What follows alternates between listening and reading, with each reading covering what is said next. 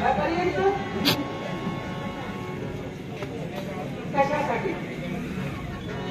तुझ्यापर्यंत आलो त्याला कारण एकच, कोण म्हणून विचारणार नाही,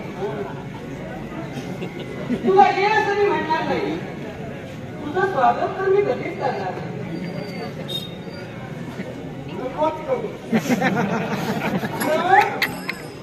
माझा जो कमीपणा करून माझा मोठेपणा तो का? कोणी सांगितलं तुला मी तुझा कमीपणा केला म्हणून? तूच बोलतो. मी कमी आहे, मी काहीही बोलतो. हे कमी आणि याच्या पुढे काहीतरी बोलणार. आता चांगलं बोलण्यासाठी आला की काहीतरी बोलण्यासाठी? वाईट बोलण्यासाठी आलो. ही जी भक्ती तुझ्या सभोवताली फिरते आणि भक्तीचं स्वरूप तुझ्याकडे आहे हे कमी करून तुम्ही परत जा. आणि हे भक्तीचं स्वरूप रामनाम गाऊन होणार नाही. आणि म्हणून मी होतो तूच म्हणाला तू काहीतरी बोलतोस. मी दुसऱ्याला केव्हाही माझी भक्ती करा म्हणून सांगणार नाही. आणि मी तरी फक्त एकच, ज्या ज्या स्वरूपाला तू नटली आहेस ते तुझं स्वरूप मी कमी करणार नाही तरी देवा. तू कितीही प्रयत्न कर पण माझं अस्तित्व तू कधीही टिकू शकत नाही. तुझा संचार आजचा सुरू झालाय. ज्याच्यापूर्वी होता प्रयत्न केला वाया गेला, पण आता पुन्हा हा संचार सुरू झालाय. कारण आता तुला मुभा आहे, मोठं बोलायला सुद्धा मुभा आहे.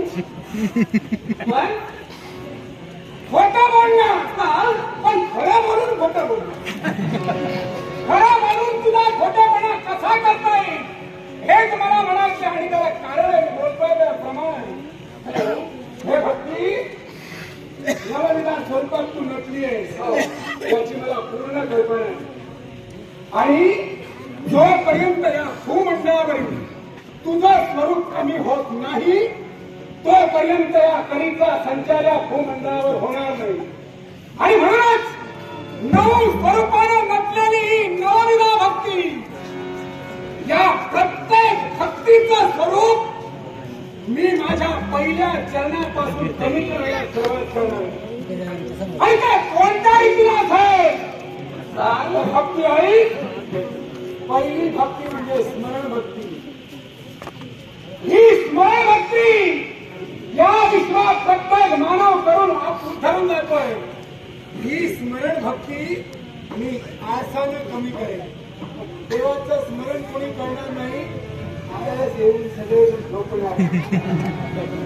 पहिली स्मरण भक्ती, दुसरी कीर्तन भक्ती. कीर्तन जे जे करतील ते धनाच्या लोभाने करतील. म्हणजे तुझी कीर्तन भक्ती मी धनाच्या लोभाने संपणार आहे. तिसरी भक्ती पादासाहेबांना, ही स्मरण भक्ती तिसरी, ही स्मरण भक्ती ज्या वेळी मी कमी करेन स्त्री पुरुष भेद, त्याच्यानंतरची वंदन भक्ती, दास्य भक्ती आणि या प्रत्येक भक्ती स्त्री पुरुष तादात्म्य, विषय लोलुपता, नवे नवे अहंकार, तमोगुण आणि देवाबद्दल असणारी अनास्था, या प्रत्येक गोष्टी तुझ्या नवविधा भक्तीत मी समाविष्ट करीन आणि तुझं तेज मी कमी करणार. कधी देवा मान्य मला तुझ्या युगाला प्रारंभ झाला. याचा अर्थ कुठेही जाऊन तू स्वैराचार करशील असं नाही. ही शाश्वत भक्ती आहे. तुझ्या अगोदर कितीतरी कालावधी ही आहे, माझ्या नंतर तू आहे. आणि म्हणून नको तो अट्टहास काही कामाचा नाही. तू असाच वागणार असा सगळं हे मला माहिती आहे. कारण ते या विश्वाचा तू मला एक सांग, तू नायक आहे की तू खलनायक आहे?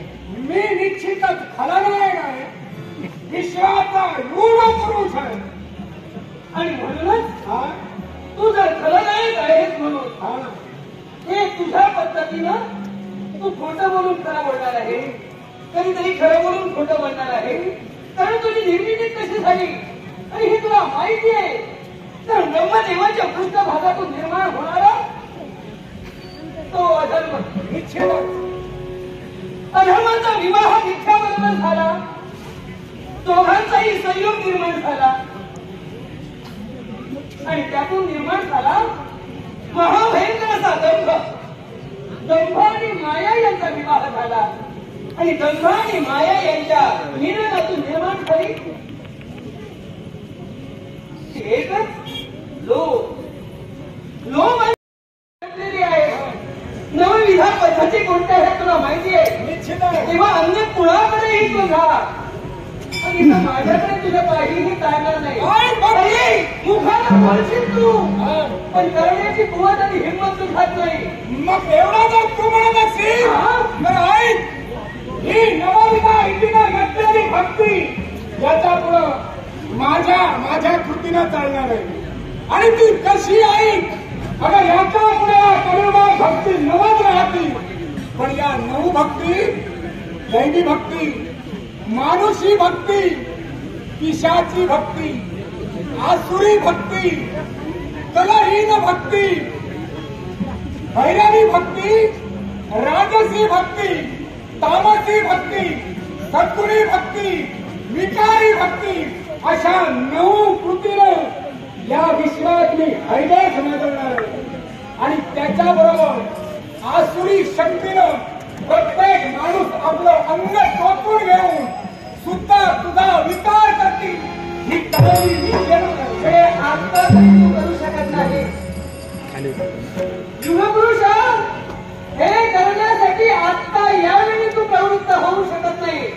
मी काय म्हणते हे तुझ्या ध्यानी आलेलं आहे. आता तू हे सुरुवात करू शकत नाही. याला अजून मर्यादा असेल.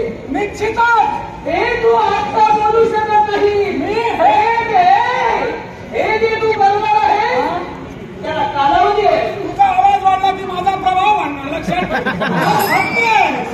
आणि म्हणून म्हणतोय भक्तीने आपल्या मर्यादेत राहावं. मी किती मर्यादेशीर राहावं हे मी ठरवलं आणि म्हणून कधी देवा तू सुद्धा मर्यादेतच बोलायला हवं. जेव्हा तू सुरुवात करणार आहे तेव्हा आता सांगू नको. कशी सुरुवात करणार आहे तुला सांगितलं. त्याच्यासाठी 9 पापा माझ्या बरोबर असतील. आणि ती 9 पापं सत्वगुण, रजोगुण, तमोगुण, कायिक, वाचिक, मानसिक, नवे अष्टदा प्रकृतीपैकी 3 गुण, स्वप्न, सुश्रुती आणि जागृती, या 3 अवस्था समोर आल्या की 9 प्रकारे या विश्वावर पापाची प्रेरणा करी आणि पापाची प्रेरणा करून माझ्या मनाला भक्ती करती. आणि म्हणून मी पुन्हा तुला सांगते, तुझं युग संप्रत सुरू झालेला आहे. पण असं नाही असलं तरी सुद्धा ह्या कृती तू आता करू शकत नाही. ही भक्ती आहे, शाश्वत भक्ती आहे. आणि कलियुगात तुला ही भक्ती सांगते जी तू सुरुवात करणार आहे ती तू आता करू शकत नाही. मग ऐक, आता जर सुरुवात करू शकत नाही माझा बलप्रभाव, माझ्या बलप्रभावानं यावेळी तुला नामोहरण करून या विश्वावर तू जर हाती सर्व घेऊन संघर्ष करत आहे तर तुला एकदा सांगते, प्रत्येक गोष्टीला काळ आहे, वेळ आहे, मर्यादा आहे. मर्यादा अगोदर एखादी गोष्ट करून व्हावा हे तुझ्यासारख्या कलियुगाला इष्ट वाटत नाही. म्हणून आधी सर्व घेऊन संघर्ष